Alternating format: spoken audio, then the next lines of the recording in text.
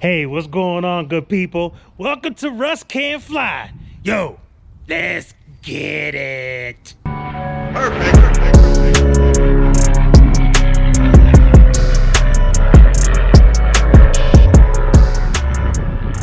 So before I go to the airport, get busy, get in the cockpit and handle my business. I don't know, weather's looking a little iffy, it's a little gray.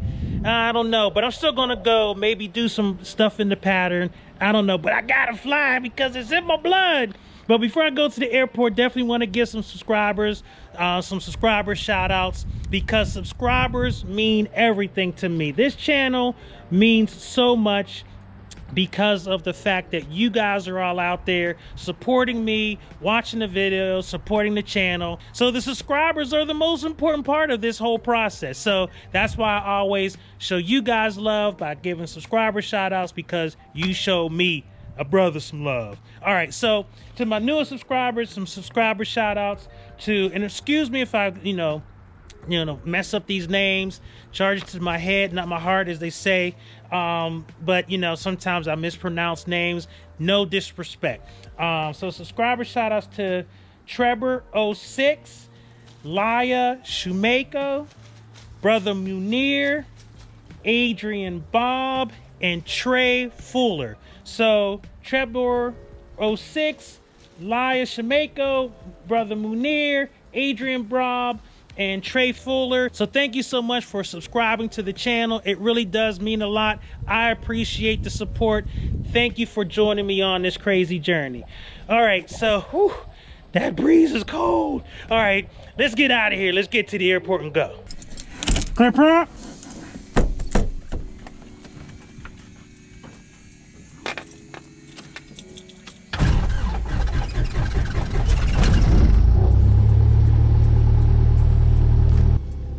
Wings traffic, Cessna 91 Quebec Sierra, taxiing from the upper ramp for runway 6, wings.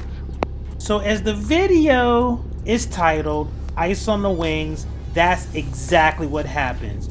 Two things about this flight that were very, very sobering. One, how quickly it happened, and two, the effect that it had on the aircraft.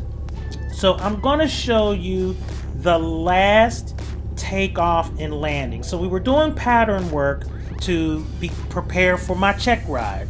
There's a number of different maneuvers that I need to know how to do and shore up. I was having some problems with my short field takeoff and my short field landing. So since it was gray, I couldn't do any cross country flying. So we decided we were going to do some pattern work and work on those other things that are going to be part of the check ride, short field, soft field, that kind of thing. And we had already done 2 laps in the pattern, and we were starting on our 3rd. And wow, how quickly things changed. So I'm going to point out some things to you to show you like how it went from nothing to like everything immediately. And I'll point out the things that you'll be able to have in terms of clues that the weather was deteriorating quickly and we needed to be on the ground and stopped. Period. Wings traffic 91 Quebec Sierra, departing runway 6, staying in the pattern, wings. Now, to be able to compare and contrast and give you perspective on how quickly the weather deteriorated and caused some real icing on the wings, I'm going to show you this first takeoff and landing, and I'm going to show you the view outside the windscreen so you can see what it looked like on this first takeoff and on the first landing. And then I'm going to contrast that with the full pattern of the 3rd takeoff and landing so you can see just what happened. So check this out. First takeoff and the first landing. So here we go. Suction all look good. Airspeed is alive. And rotate.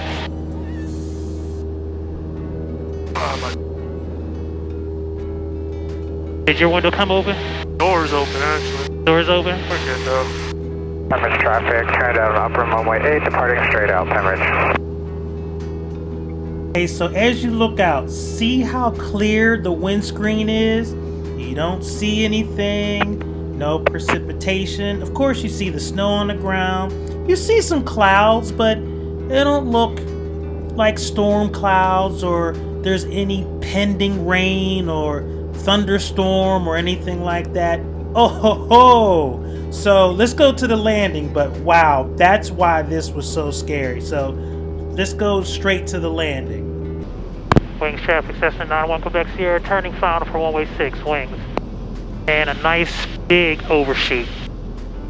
So in addition to the overshoot, because look how far to the right I am of the runway. Yeah, a little bit of an overshoot, but I was able to correct, no big deal. But look in, again, look outside the window. No real issues. Look at the sky. Sky doesn't look like it's really gonna do anything.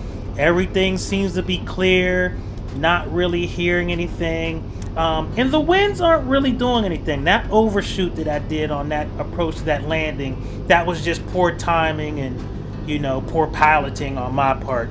But there wasn't really a lot of winds, not a lot happening. So this was the end of the first lap in the pattern. And really it was pretty unremarkable. And we were just, you know, doing this as a warm-up, normal takeoff and landing, so that we could, you know, get ready for the next stuff. Not bad. Could have been a little softer. Yeah. You know, just you don't have to like try and exit here. You know, you'll go all the way down. It doesn't matter. But yeah, that was okay. Not Yeah, bad. big overshoot on the final there. Yeah.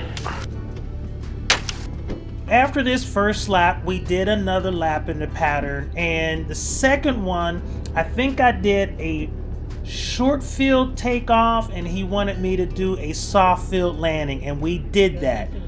But then he wanted to do a soft field takeoff and a short field landing or something like that on the third.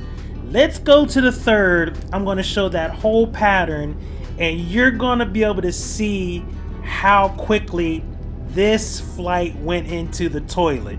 It was crazy. Wings traffic, Cirrus 914 Tango Delta, taxiing from the upper ramp to runway 6, wings traffic. Now, I'm getting ready to do my second landing, but I kept that little piece of audio in from 914 Tango Delta that was taxiing from the upper ramp to runway 6. I kept that in because on the third lap, you're going to hear from Tango Delta again. They're on the ground, but they're going to be doing something way different than what they're doing now. So stay tuned and listen carefully for that. We'll do a short field takeoff, short field landing on the next one. Okay. And then we'll try and do a couple more. We'll do one more, and then after that, we'll try and do an engine out after that. Okay. And if we have time, we'll do a forward slip to landing, and we'll call it a day. Okay. Sounds good. At least that was the plan. Wings traffic 91 Quebec Sierra, departing runway 6, staying in the pattern, wings. Alright, short field. Pitch 4. 62. Positive rate. Laps up. All available runway. Best you can. Yeah. See that water droplet creeping up the windshield there on the left side? See it going up? That should have been our first On break. the brakes. On the brakes, right? Yep. Hold the brakes in order, right? We want to become to a full stop. Traffic, Syracuse Full stop, Bay, max RPMs. RPMs max. And then off the brakes. Off the brakes. 0, base runway 6 wings. Now, one of the things that guarantees an icing event is if you have visible moisture and cold temperatures. Now, you see that water droplet running up the windscreen and then all those other water droplets? Well, that should have been a very clear indication that we were potentially going to have some icing conditions because there was a lot of visible moisture. And I'll show you more as we go throughout this pattern flight. Now, just look at all the moisture that's beginning to run across the windshield. But do you notice something? See how some of the droplets aren't actually moving? They're actually stuck there. And do you see that there's actually now almost kind of like slush on the windscreen? Like you'll see the droplet move and then stop. Well, what's happening there is it's freezing as it hits the windscreen. So it'll hit the windscreen, move, and then stop and freeze. And I'm watching this as we just took off. And I'm thinking, well, yeah, no big deal. But if this is happening on plastic, imagine what's happening on those metal wings out there. Ooh. Wings traffic, Cessna 91 Quebec Sierra, turning left downward for runway 6 wings. Okay, so you can see I'm turning downwind. So to the left there, you can see the runway, and I'm making my way back. But look outside the windscreen. Look at how obscured the windscreen is in terms of the amount of ice on it.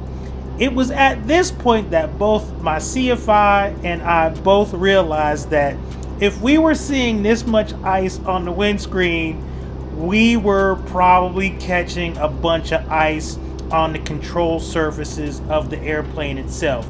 See the landing traffic in sight. Wings traffic, Sirius 914 Tango Delta is departing from runway 6, staying in the pattern. Wings traffic. Okay, RP. Just to let you know, there is some icing starting to happen. Yeah. Is it bad? It's kind of light. First notch of flaps, nose coming down. So you can hear by this interchange that it's starting to get noticeable to other pilots. And in fact, there was another plane that was actually had just landed before us that was letting Tango Delta know that yeah, we hear you getting ready to take off, might not want to do that because of the icing, and they bail.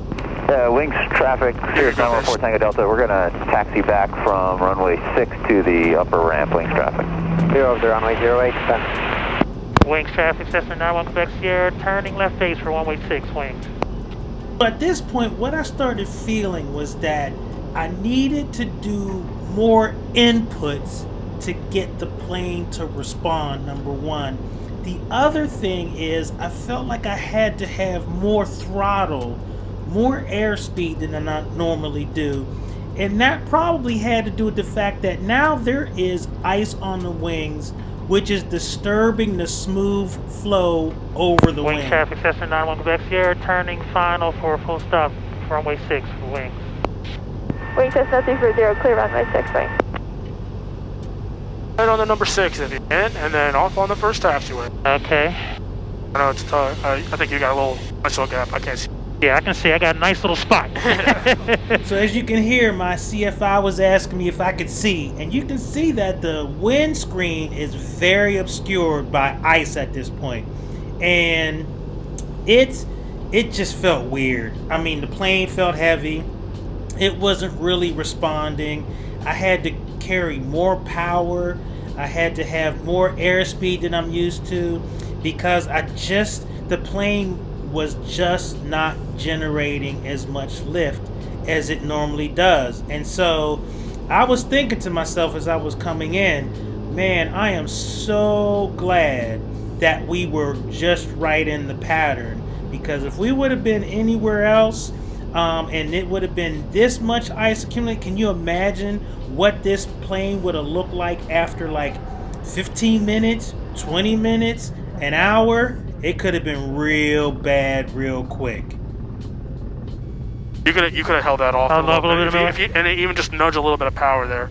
Okay. You could have easily held that off though. Okay. You're good though. I was trying to get there because last time I came up too fast. So Okay, right. I was watching that speed. Just remember, if you do hit up below it, before it, it's an automatic failure, right? Because you can't hit below before it. Yeah, right? yeah, because you're in the That's the start of grass the or runway, yeah, right? exactly. So you can go ahead of these people. Okay. Wings traffic, Cessna 91 Quebec Sierra, clear of runway 6, taxiing back to the upper ramp. Wings.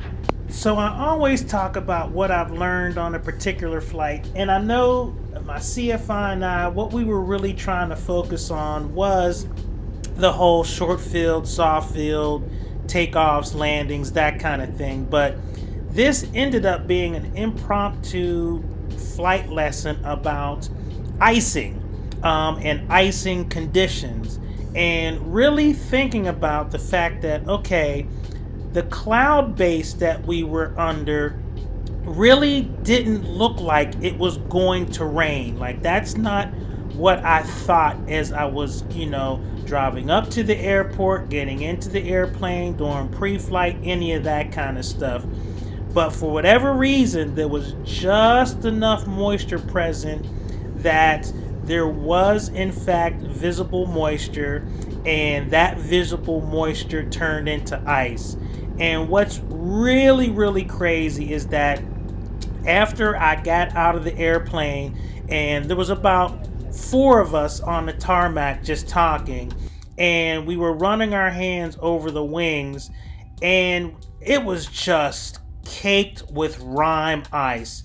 And I don't want this video to take too long, but rime and clear ice, I mean, both of them are dangerous, but one is rougher and more granular than the other, but they're both dangerous. Icing is no bueno. But it was just one of those things where I am definitely going to be mindful when I get my private pilot license to really be thinking about any visible moisture and being very attuned to air temperature, especially given the fact that I'm going to be flying VFR and I can't go above the cloud base at this point. So definitely a lesson learned.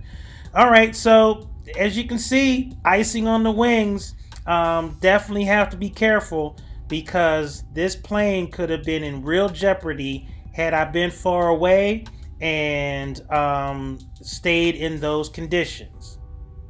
All right, so I am not gonna lie, that was a little scary.